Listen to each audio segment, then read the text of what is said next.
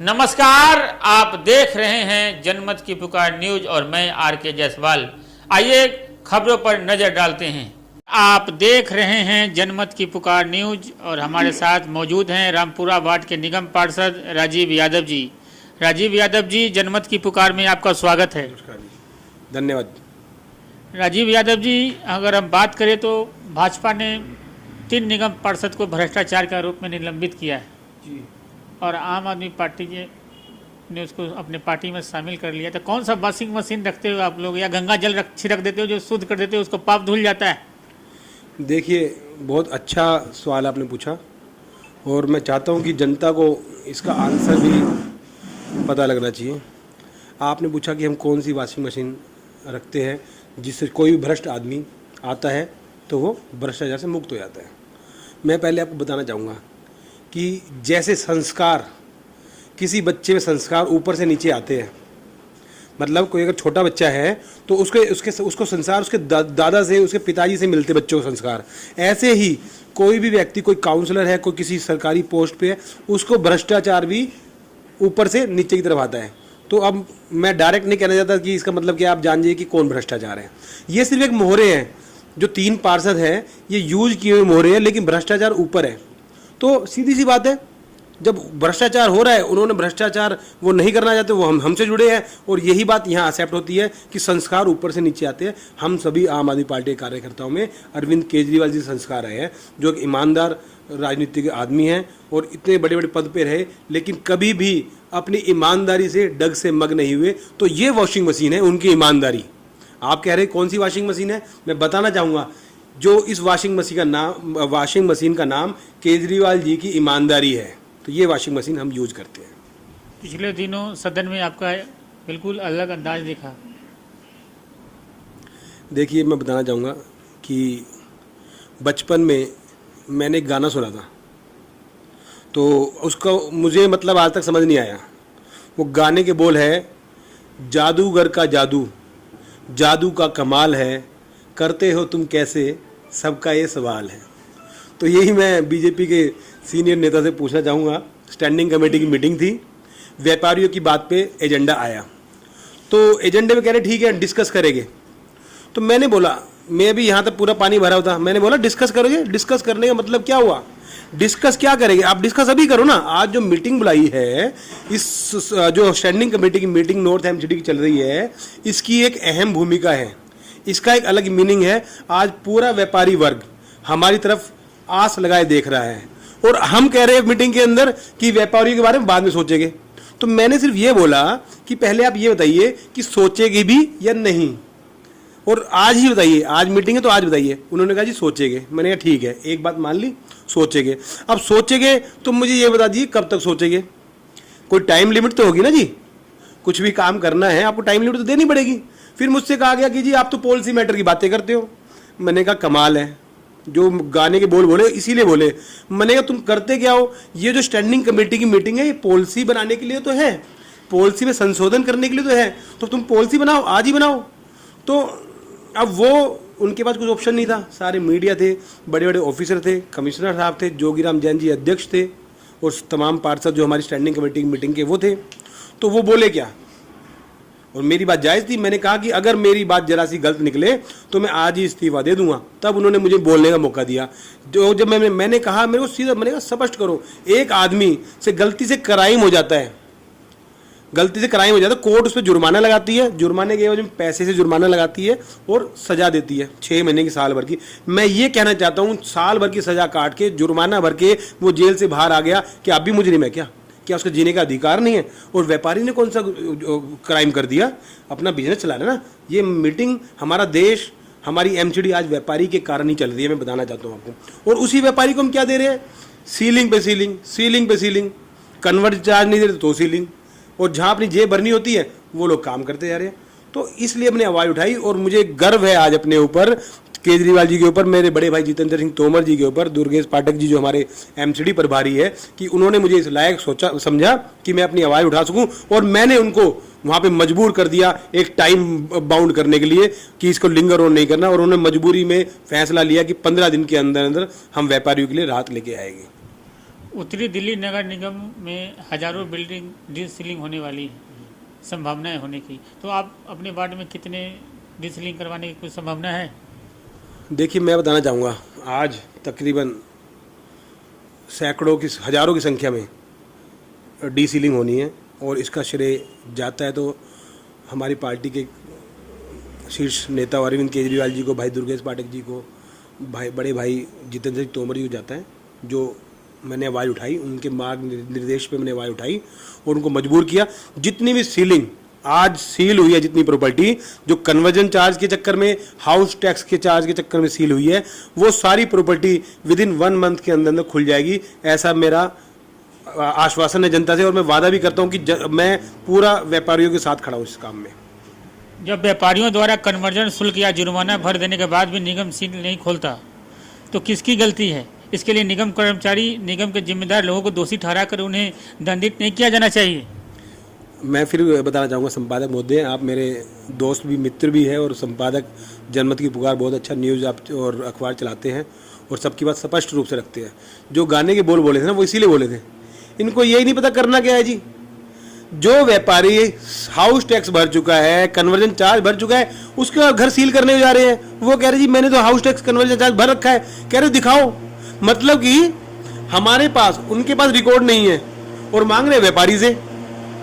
तो ये तो जादू ही है ना, ये जादू ही कर रहे हैं। अरे नहीं दिखा पा रहा, फिलहाल उसके पास हर कोई कन्वर्जन चार्ज यहाँ रखता, स्लिप अपने पास नहीं रखता, नहीं दिखा पाया, उसको समय देते नहीं है, सील कर देते हैं। सील करने के बाद भी वो कन्वर्जन चार्ज की स्लिप ले लेके घूम रहा है, धक्के खा रहा है, हाउस में, सिविक सेंटर में, जोन टू जोन धक्के खा रहा है, फिर भी सीलिंग नहीं खुल रही। तो ये सारा भ्रष्टाचारी तो है। चुनाव से ठीक पहले सीलिंग का फैसला, डीसीलिंग होने का फैसला जो आ रहा है, तो यह व्यापारियों का वोट लेने का हथकंडा तो नहीं है? ऐसा है जी, मैं बताना चाहूँगा, ये काम तो कुछ करना नहीं है इनको, ये हथकंडे ही अपनाते रहते हैं। लेकिन ऊपर वाले की लाठी में शोर नहीं होता, चोट जरूर होती है। तो ऊपर वाले भी देख रहे हैं। आज हम सब व्यापारियों का, हम सब कर्मचारियों का मसीहा हमारे दिल्ली के मुख्यमंत्री अरविंद केजरीवाल जी हैं। और एक कहना चाहूँगा, आज हमें गर्व होता है कि दिल्ली की राजनीति, दिल्ली की सत्ता, दिल्ली की विधायक और विधानसभा आज ऐसे निष्पक्ष, ईमानदार अरविंद केजरीवाल जी के हाथ में है। तो जरूर हम काम करेंगे। और जो ये भ्रष्टाचार व्यापारी को बरगला रहे हैं, सबको पता चल गया है। आज सब व्यापारी वर्ग पूरा अरविंद केजरीवाल जी को समर्थन में खड़ा है और उतरेगा। निगम चुनाव को लेकर आपकी क्या तैयारियां हैं? देखिए, निगम चुनाव को लेकर मैं बताना चाहूँगा कि जो पार्टी का आदेश होगा और जो हमारे पूर्व मंत्री बड़े भाई जितेंद्र सिंह तोमर जी का आदेश होगा, उस हिसाब से तैयारी की जाएगी। लेकिन मैं एक मैसेज ज़रूर आज आपके माध्यम से देना चाहूँगा कि मुझे ये मेरी किस्मती समझ लो कि मैं एक ऐसे गुरु का चेला हूँ, शिष्य हूँ, जितेंद्र सिंह तोमर जी, जिन्होंने अपने आप में, सिर्फ भारत में नहीं, अगर आप सर्वे करें तो अपने आप में वर्ल्ड रिकॉर्ड है। 600 काम कराना, 5 साल के अंदर 600 काम कराना अपने आप में बहुत बड़ी महानता है, बहुत बड़ा चैलेंज है। आज तक कोई भी इस लेवल पे नहीं पहुंचा। और आप केवल भारत वर्ष को ना देखें, पूरे वर्ल्ड को देखेंगे तो मैं कहना चाहूँगा उनके बराबरी करने वाला कोई नहीं मिलेगा। यही चीज़ उनसे मैंने सीखी है। आज मुझे लगता ही नहीं कि मैं अपने वार्ड में नहीं हूँ, आज मुझे लगता ही नहीं कि मैं इलेक्शन में घूम रहा हूँ, आज मुझे लगता नहीं कि निगम के इलेक्शन भी है। मुझे काम करना है, जो मैंने सेवा सीखी है मैं वो सेवा जनता को दे रहा हूँ और उसकी एवज में जनता से जो मुझे प्यार मिलता है, बड़ी खुशी होती है। मैं कहीं भी निकल जाऊँ, सब कहते हैं राजीव आ गया, राजीव आ गया, बैठ ये बैठ। तो जैसा पार्टी का आदेश होगा, तोमर जी का आदेश होगा, वैसे ही इलेक्शन लड़ेंगे हम लोग। बरसात के दिनों में, बरसात का दिन चल रहे हैं तो डेंगू मलेरिया के केस काफ़ी हो जाते हैं। इसमें इस चुनौती से कैसे आप लोग निपटते हैं? देखिए, सबसे बड़ी बात, सबसे पहले तो मैं निगम के सभी कर्मचारियों का दिल से धन्यवाद आपके न्यूज़ माध्यम से देना चाहता हूं कि जो ऐसी विकट स्थिति में, डेंगू, चिकनगुनिया, मलेरिया में अपने घरों से निकलकर हमारी सेवा के लिए खड़े हैं।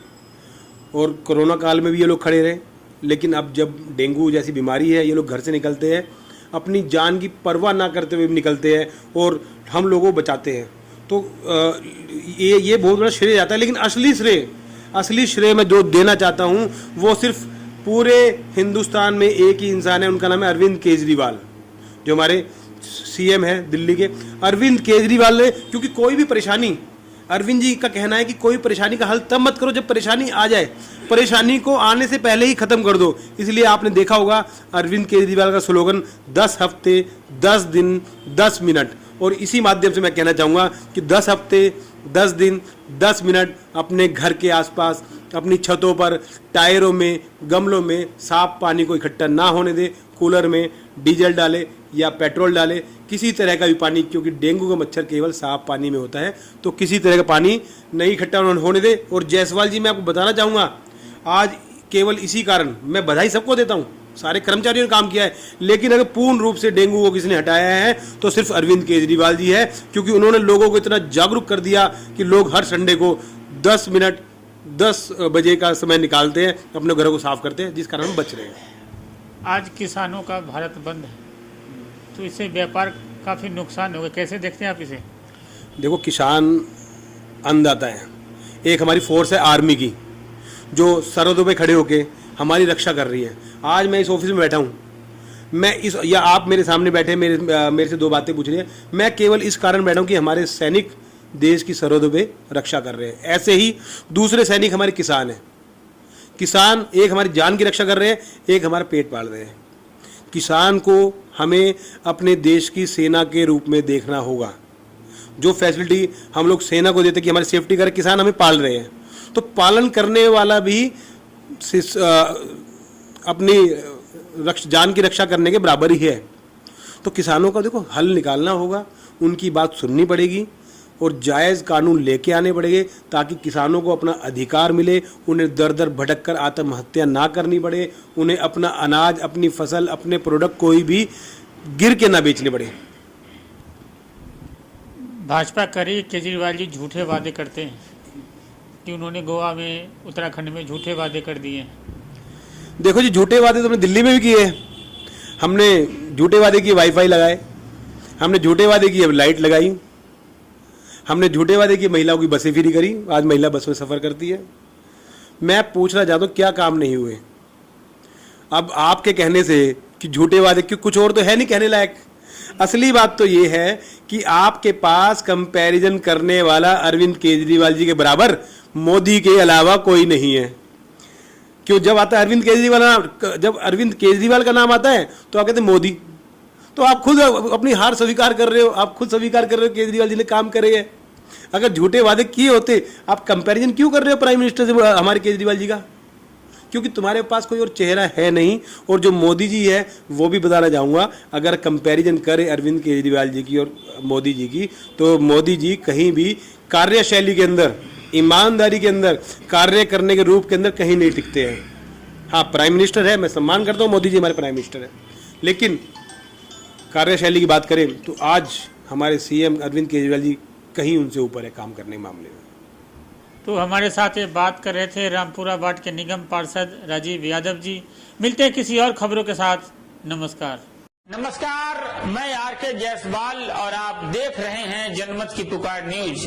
अगर आप जनमत की पुकार को यूट्यूब चैनल पर देख रहे हैं तो कृपया चैनल को सब्सक्राइब कर लें, या फेसबुक पर देख रहे हैं तो पेज को लाइक करें, फॉलो करें।